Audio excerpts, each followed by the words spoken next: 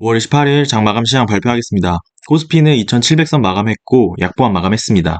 그리고 개인은 1,300억 정도 매도, 외국인은 464억 정도 매수, 기관은 960억 정도 매수했습니다. 코스닥은 850선 마감했고 강보합 마감했습니다. 그리고 개인은 978억 매수, 외국인 66억 매수, 기관은 974억 매도했습니다. 어제 미국 시장은 메모리얼 데이로 열지 않았고요. 그리고 저 원달러 환율 같은 경우 1359원 마감했습니다. 원 엔화 환율도 866원으로 870원대가 깨진 모습입니다. 휘발유 같은 경우 1678원 마감했고, 구리랑 천연가스도 어제 미국 시장이 쉬어서 그대로입니다. 비트코인 같은 경우 9,400만 원 선 마감했습니다. 이제 이슈적으로 보시면 반도체가 전부는 아니야. 커지는 AI 붐. 픽앤쇼벨 종목 뜬다. 월가가 이제 AI 랠리가 이제 기술 부분을 넘어 이른바 픽앤쇼벨 종목까지 확대된다고 했습니다. 이제 AI 칩에 대한 수혜가 기대되는 종목들이 유틸리티, 에너지, 소재 이 종목들이 주목된다고 합니다. 아무래도 반도체가 많이 팔리고 AI 데이터 센터가 많이 지어지면은 전력도 많이 필요하고 소재, 에너지 뭐 다 필요하겠죠? 이와 관련된 종목들이 또 같이 수혜를 볼 것이다 라는 내용입니다. 두 번째로 보시면 수요 부진에 중국 저가 물량 유입된다. 이중고가 심각하다. 철강업이 위기다. 철강업종에 대한 이야기인데요. 1분기 철강업종 영업이익이 30% 이상 감소했다고 합니다.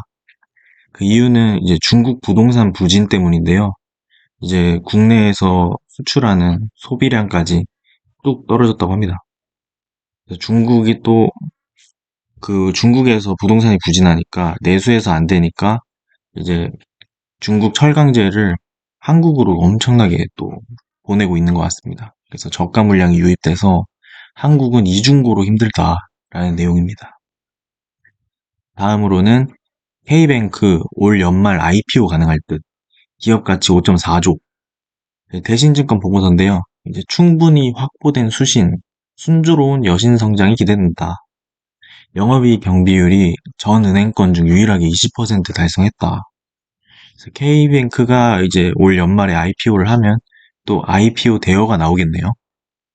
네, 지켜봐야 될 것 같습니다.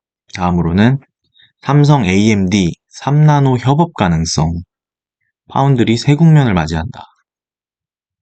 AMD가 어제 언급한 3나노 GAA 기술이 삼성전자가 유일하게 하고 있다고 합니다.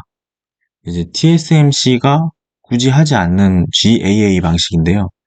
TSMC는 지금 압도적인 이제 파운드리에서 1위여서 굳이 GAA 기술로 개발을 하면서 돈을 쓸 필요가 없는 겁니다. 이제 수율을 또 잡기 위해서 또 힘든 연구 개발이 있어야 되기 때문에 삼성은 이 3나노 GAA 기술을 족합하도록 파운드리 시장에서 좀 점유율을 먹으려는 것 같습니다. HBM에서 좀 부진하고 있는 삼성이 파운드리에서 또 좋은 모습을 보여주면 좋겠네요.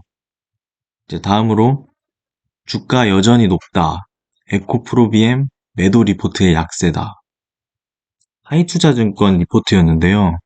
에코프로비엠 밸류에이션 부담이 여전히 크다며 투자 의견은 매도로 하향 조정했다고 합니다.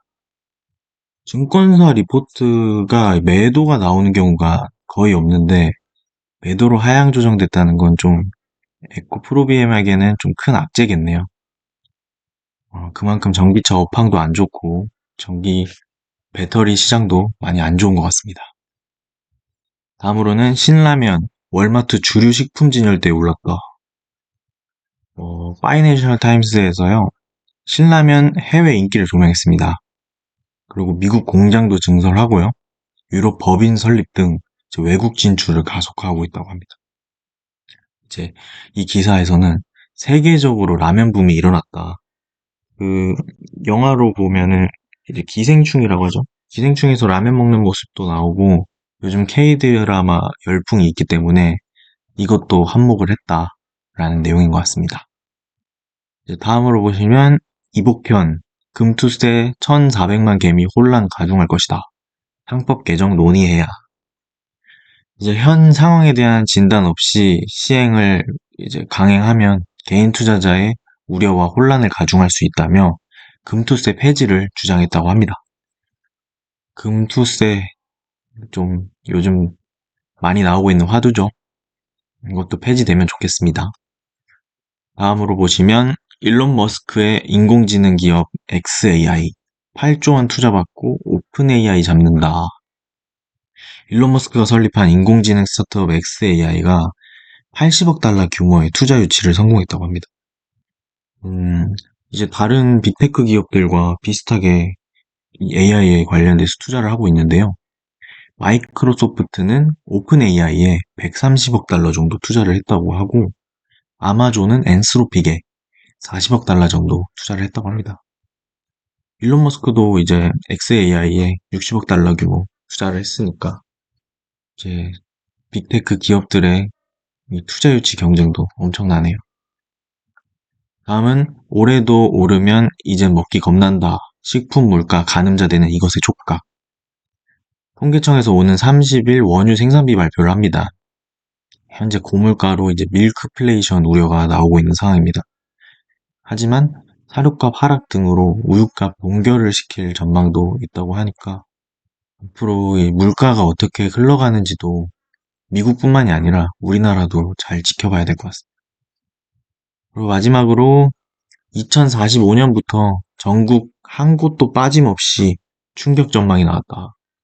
2045년부터 전국 17개 시도 한 곳도 빠짐없이 자연 감소한다고 합니다. 인구가. 그래서 인구 소멸 위기다. 2052년 되면 이제 중위 연령이 58세로 높아진다. 지금 태어나고 있는 신생아보다 죽고 있는 사람들이 더 많다고 합니다. 이러면 계속해서 인구가 줄어들겠죠. 이 인구에 대한 위기는 진짜 계속해서 잘 체크하고 우리가 잘 해결해 나가야 되는 문제인 것 같습니다. 장 마감 시황은 어제 메모리얼 데이로 휴장했기 때문에 이번 주 주요 이벤트 체크하고 마무리하도록 하겠습니다. 뉴욕 증시는 어제 메모리얼 데이로 휴장했고요. 이번 주 주요 이벤트로는 31일에 발표하는 물가지표인 PCE 지수와 기업들의 실적 발표 앞두고 있습니다. 전문가들은 4월 근원 PCE 지수가 전년 동기 대비 2.8% 상승했을 것으로 예상하고 있는데 이는 전월치와 동일한 값입니다. 헤드라인 PCE는 전년 동기 대비 2.7% 상승했을 것으로 예상되는데 예상치 대비 상회하는지 하회하는지를 잘 지켜봐야 될 것 같습니다. 이번에 실적 발표하는 기업들도 소매 판매업 기업들이 많은데요. 이래서 크로스 체크하기에 좋아 보입니다.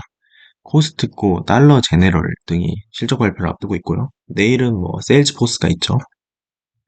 최근 연준이 매파적인 발언을 이어가고 있는데 투자자들은 이제 연준이 9월에 첫 금리 인하를 할 것인지에 초점을 맞추고 있는 듯합니다. 패드워치를 보았을 때 9월에 금리 인하를 하지 않을 가능성이 50%가 나왔다고 해요. 그래서 아직까지 금리 인하에 대한 기대감은 낮은 상황입니다. 앞으로 나오는 경제 지표와 기업들의 실적 발표 체크하면서 시장 잘 팔로우업 해보도록 하겠습니다. 이상입니다.